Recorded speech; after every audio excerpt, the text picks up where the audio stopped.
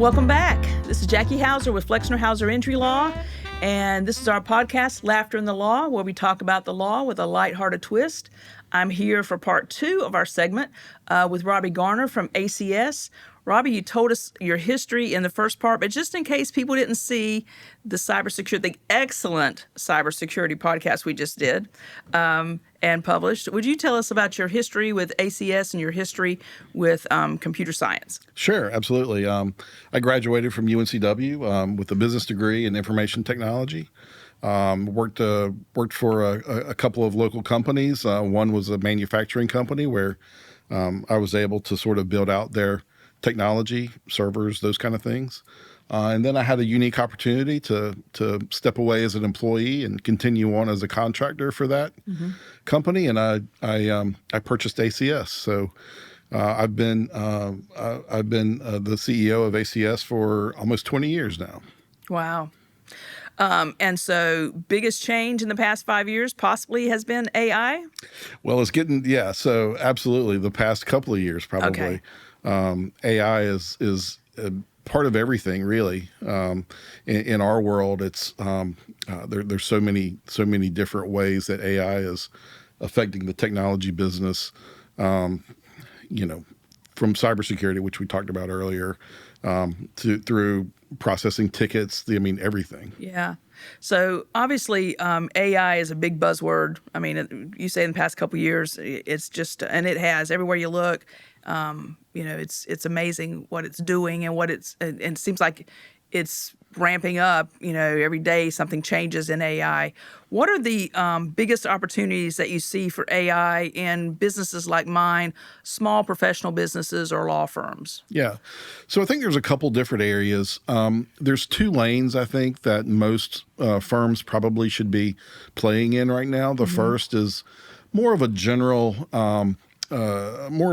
information type use of AI, where you're using ChatGPT or Copilot, and you're basically doing Google searches in the AI engine, right?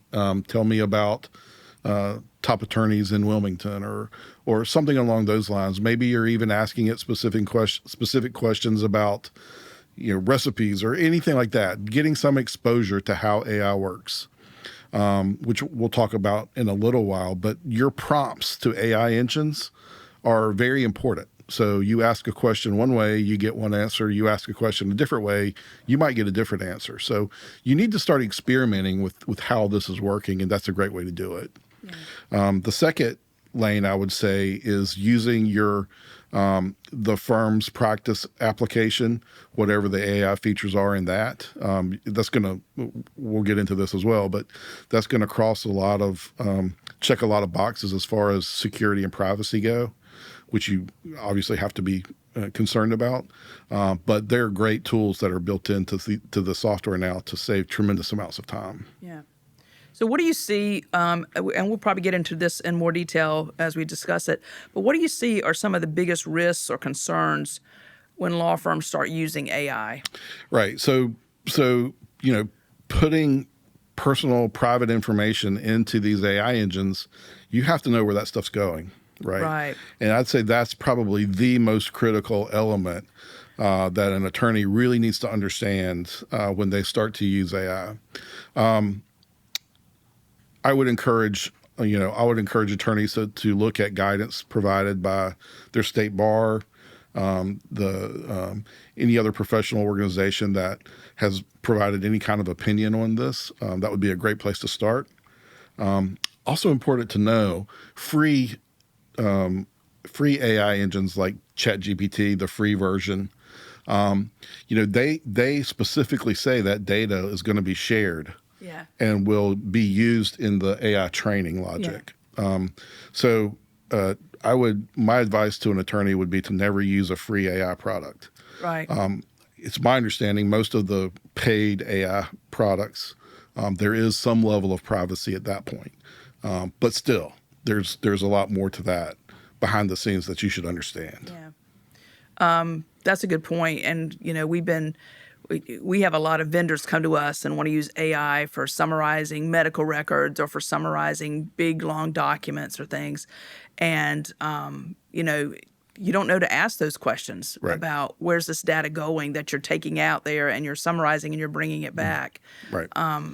Yeah. So the software that you use, and most any software that any company use, even ticketing software that we use, there's API interfaces that allow other software to interact with another piece of software. Well, you may have a very secure practice software that you're using, but what about this other piece of software that's now interacting with your secure piece of software? What do you know about its security? So you need to do your homework when it comes to this, because it could get you in trouble real fast. Have you got any examples of where AI actually created more problems? Well, I think that there's some pretty well-known cases out there where attorneys have just used AI to provide legal briefs and things that were that was providing information that wasn't true. That kind of gets into the other element of AI, something called hallucinations, right? Oh. So hallucinations are things that seem real, so they're providing you evidence, right? It's if I was to read it as a layperson, I would say, geez, that sounds pretty legit, right? But the reality is the cases that it's referring to are not real, right? So it's actually a hallucination, and that's something that AI developers really struggle with sometimes. Is that, how do you prevent that from happening? So my advice, even the most simple AI questions or anything you use it for, you have to have some type of a human review. An AI product, an AI result is never a final product for anything. It's always a draft. Right. And even going to something as basic, not specifically law firm related, but basic as using AI in Google, and you get, a very well-written response. Right. But, there's every response has a hyperlink. That's right. And so I think checking the hyperlink is so important because I may have asked some legal question on Google. I usually don't, but let's say I did ask, or a client, somebody may ask a legal question on Google. Right.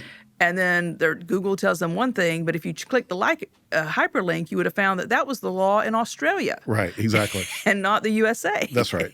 Yeah. So again, you have to validate results. Right. I'll give you an example, kind of in my world. If I were to ask, let's say GPT, how to make a configuration change in an Office 365 tenant, right? How do we how do we make this configuration change? I could ask the question in GPT, and it would spit me back an answer that's probably 80% correct.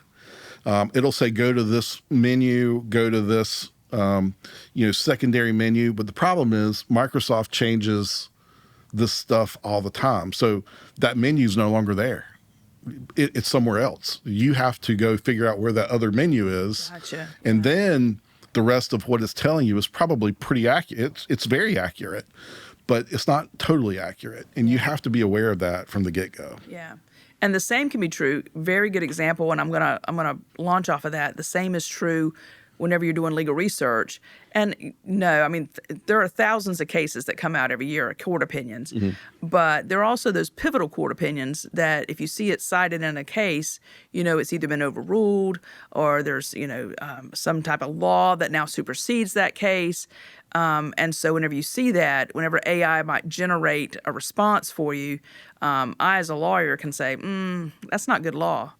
But a general person may not realize that and say that, I think we had a case one time, a client came in, or a potential client came in, and her husband had passed away, and she wanted to file a wrongful death complaint, and she had a valid case, but she was beyond the statute of limitations. Oh, and she had trusted someone other than a personal injury attorney, who I'm assuming had checked online to see that, the statute of limitations for a bodily injury claim is 3 years. That is very true. But for a wrongful death claim, it's 2 years. Oh. And so it was I hated it for her because, everything was right except for the timing. That's right. When in the media, AI seems to be portrayed as it's always right. It's the end. It's the end product, right? If AI says it, it must be true. That's really not the case. AI can do amazing things, absolutely amazing things. It could save a practice hours and hours on a case, Right. but it's not the final product. You still have to have a human interaction to validate what it's reporting. Right. Especially the more complicated the issue. Right. Like you were talking about, like databases and, Right. and software and things like that. Yeah. What are there any other risks that you see in law firms or professionals in using AI that we haven't talked about so far? I think we hit the most. We hit the important ones. The hallucination issue is big. Also, if you have other software that's interacting with your business practice software, that could be a compromise. So you need to understand that the security of that. And then, I had an interesting conversation with an HR company the other day. And one of the things that they are actually doing a lot of right now is writing HR policies related to AI. So Are they using AI for it? probably. So, if you have a practice, if your firm is a larger firm and you have, multiple employees and attorneys, how are you guys addressing how the firm uses AI? And I think those are things that are important to think about that maybe you don't think about at first. Or, making sure employees know they're not supposed to enter private client information into these engines, or if they do, which ones are they doing it in? It's time to think about AI a little differently maybe than just, something that it's out there. It's not something that we could use yet. Well, Yeah. it probably is something that you could use. Or, initially I thought about it, well, it's out there and it's cute. That's right. but That's right. but it also is very, very dangerous if you input things in there that you shouldn't, and That's right. now you're divulging client confidentiality or confidences or Yes. private data. That's not cute anymore. No, it could get real serious real fast. So you mentioned a couple of things. So let's talk about best practices then. Whether it's a client sitting at home wanting to search something on Google or ChatGPT, or whether it's a professional like me, what are some of those best practices for using AI? Well, first of all, I would encourage everyone to use a paid version of AI because there is there's a level of privacy to a paid version versus a free version. Okay. So that's number one. What are some examples? Well, ChatGPT, Claude, Okay. Copilot is another one. Copilot is a Microsoft product. It's a licensed product, so you are paying for that.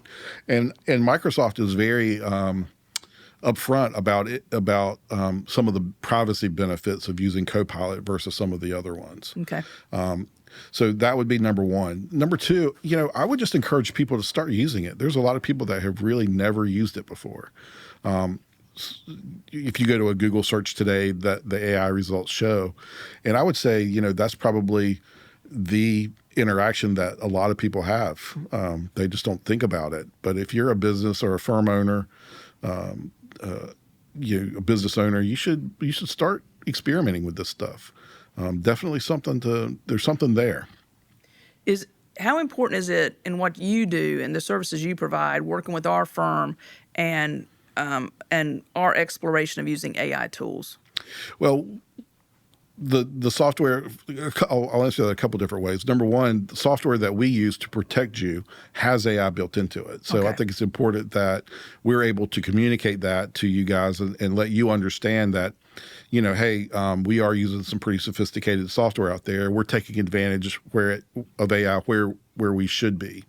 And then secondly, internally, going back to the other software that you guys use, making sure that that's protected in a way that doesn't, compromise the private data that you guys are working with here. Being a resource to ask questions. What is GPT versus Claude versus Copilot? What are the differences in them? Copilot, for example, is built into Outlook and Teams and your Microsoft products. There's a lot of things it can do that the other ones can't easily do. They're getting closer to being able to do those as efficiently as Copilot, but setting up Outlook rules, things like that maybe you needed to call us for, at some point in the past. We could explain how you could do that through Copilot. So there's a lot of opportunity there as well. I asked you off camera, and I'm going to ask you anyway here, but I asked you off camera, did you have an example of any law firms who are using AI well? And your answer was? I said, actually, no. No.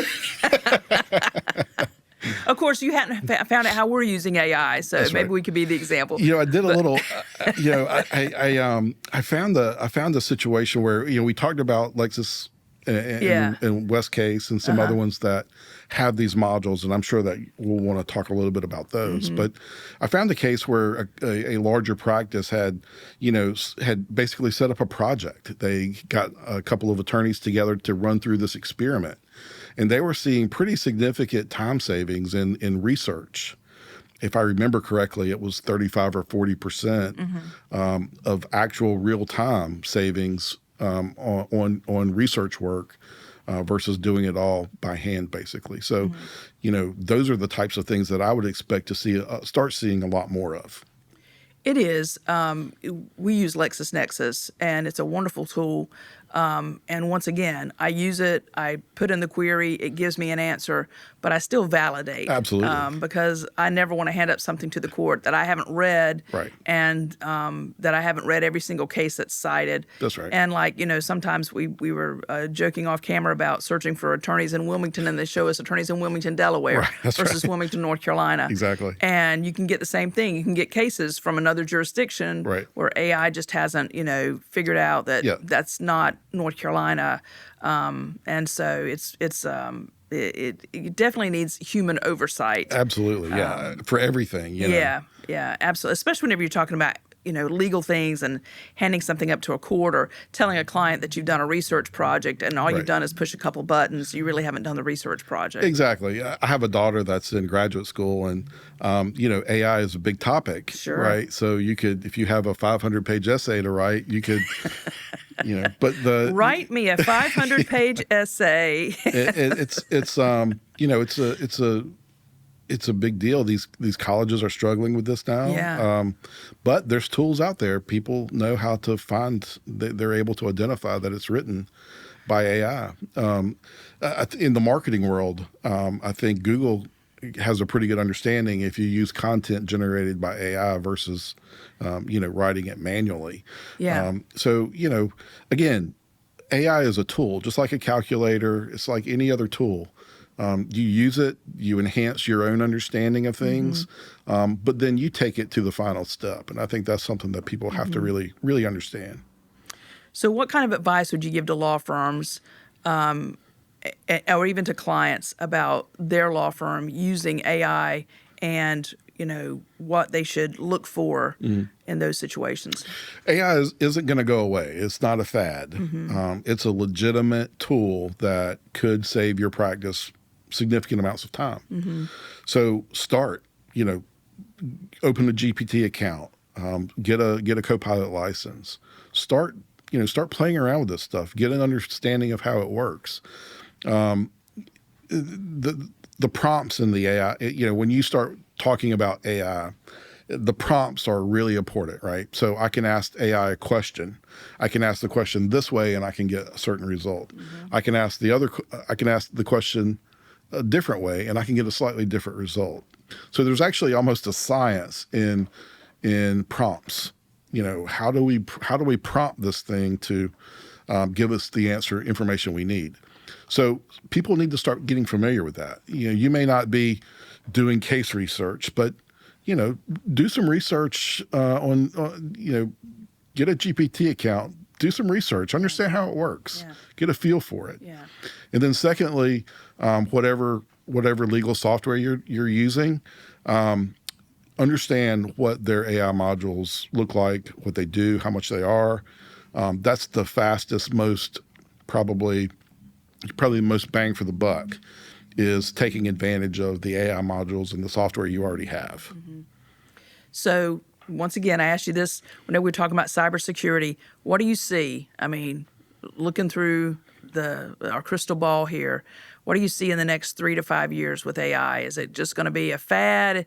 Is it just going to be something fun that we look up recipes on, or is it going to be a standardized tool that we use? I think it'll be a standardized tool, and I think smart attorneys, smart firms, businesses of any type need to start understanding it, right? Mm-hmm. We're still in the very early stages. Mm-hmm. I'm not sure what it's going to look like 5 years, but it's going to be there, and it's going to be significant. The way research is done and practices, all that. There's AI. AI is being built for everyday things that a company does, whether it be a firm or a manufacturing company. If there's daily tasks that are done every day, that's probably something that can be done through AI. Yeah. So start thinking along those lines. Don't be afraid of it, and the only way to not be afraid of it is to start using it a little bit. Yeah. It just blows your mind what it can do, and the speed and accuracy with verification. That's right.